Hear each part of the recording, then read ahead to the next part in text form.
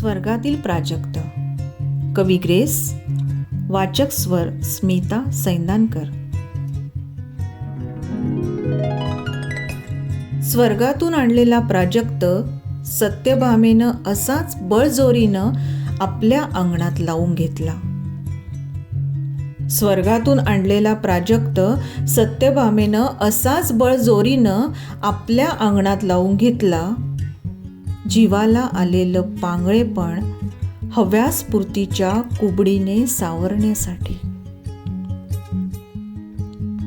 पण ते स्वर्गीय रोप देखील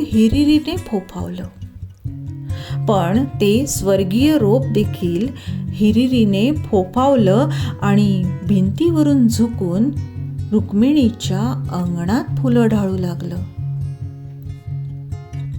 सत्यभामेचा चडफडाट तर झालाच, पण रुक्मिणीलाही झाडाचं मूळ मिळालं नाही ते नाहीच. स्वर्गीय वृक्षाच्या अवयवांचं पृथक्करण करून कृष्णानं त्या पांगळ्या बायकांना एक खेळ देऊन टाकला आणि स्वतः मोकळा झाला. प्रेमापेक्षा प्रेमाच्या खुणाच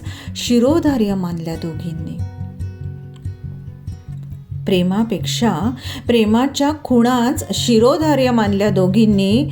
कृष्णानं हे पुरतं ओळखलं असणार. म्हणूनच त्यानं या विकृत मत्सराचं प्रतीक अंगणात खोचून दिलं. राधेसाठी त्यानं असला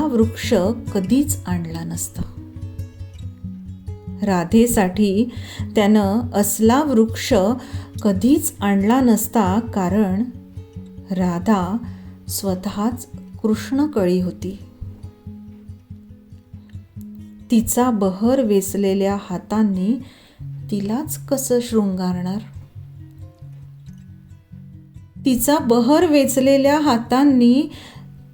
कसं शृंगारणार.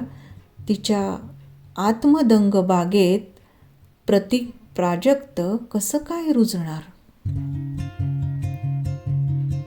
कृष्णानं एक स्वर्गीय रोप लावलं आणि अष्टनायिकांच्या ही पूर्वीची ती अल्लड पोरगी राधा हीच शेवटी कृष्णप्रीतीचं प्रतीक होऊन बसली. असतील लाख कृष्ण